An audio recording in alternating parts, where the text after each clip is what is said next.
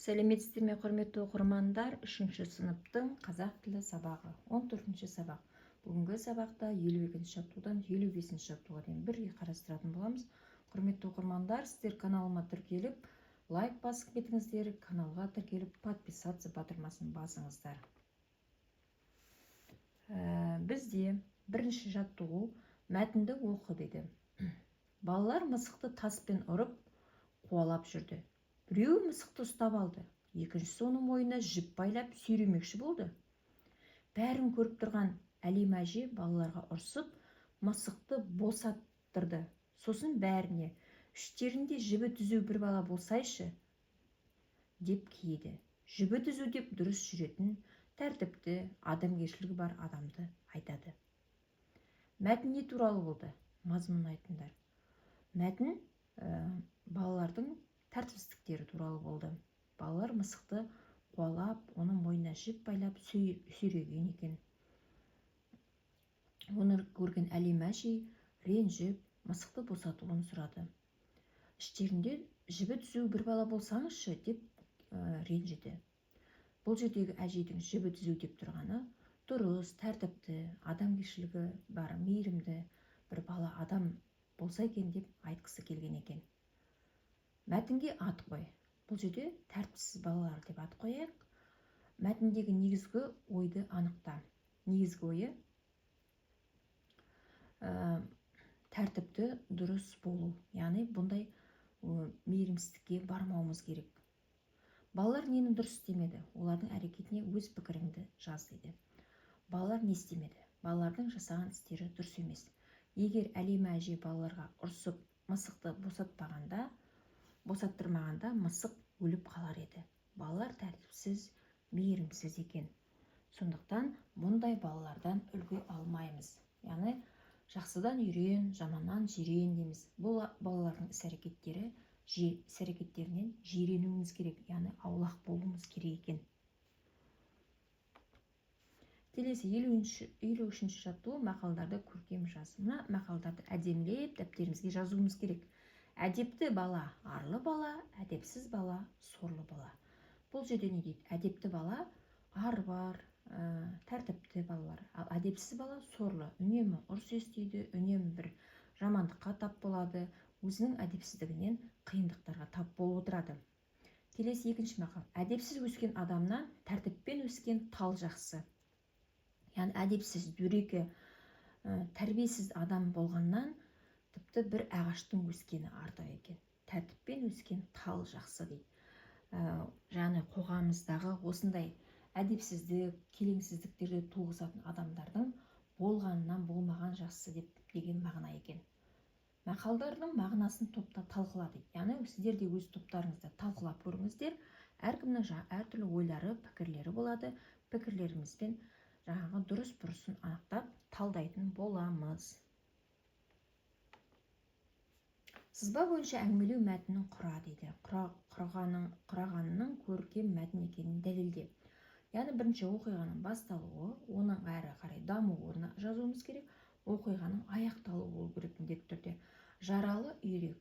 Есіл баяу ағып жатыр. Аспан ашық екен. Бір топ үйрек ұшып келеді. Кенет мылтық дауысы естілді. Бір үйрек су бетінде қалды. Ысқақ үйректі аяды.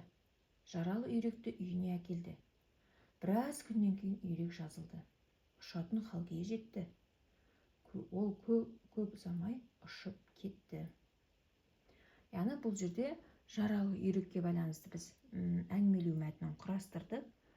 Не болды? Жаралы үйректің оқиғаны бастадық, одан ары қарай оны дамыттық. Ең соңында оқиға немен аяқталды? Соның аяқталуын көрсеттік. Ендеше әңгімелеу мәтіні не істеді деген сұраққа жауап береді.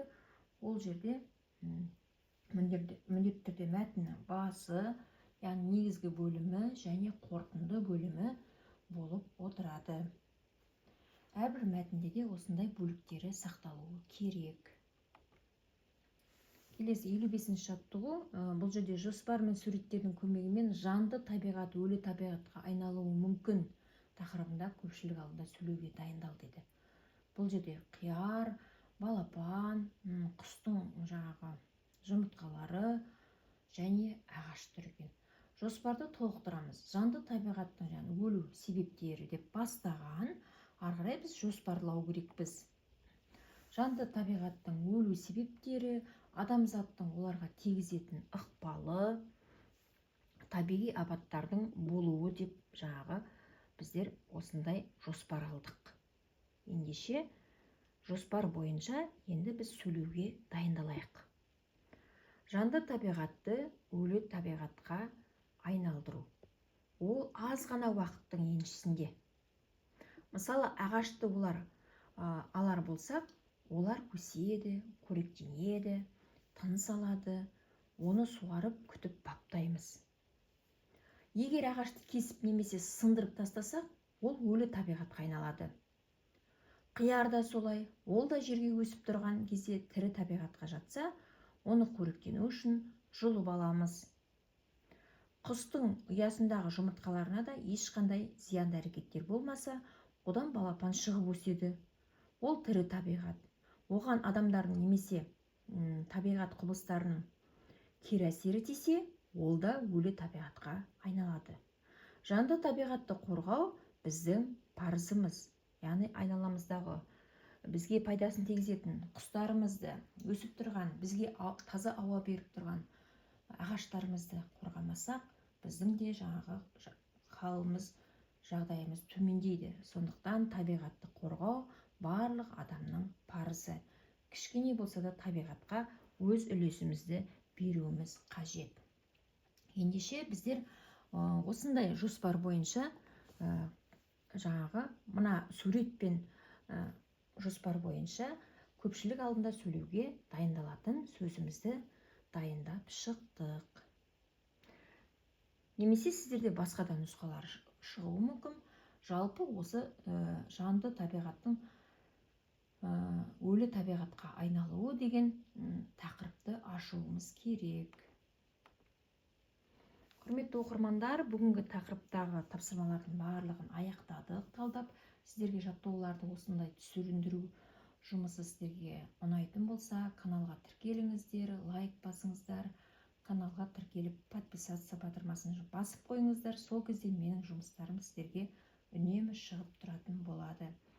Келесі сабақта кездескенше сау болыңыздар.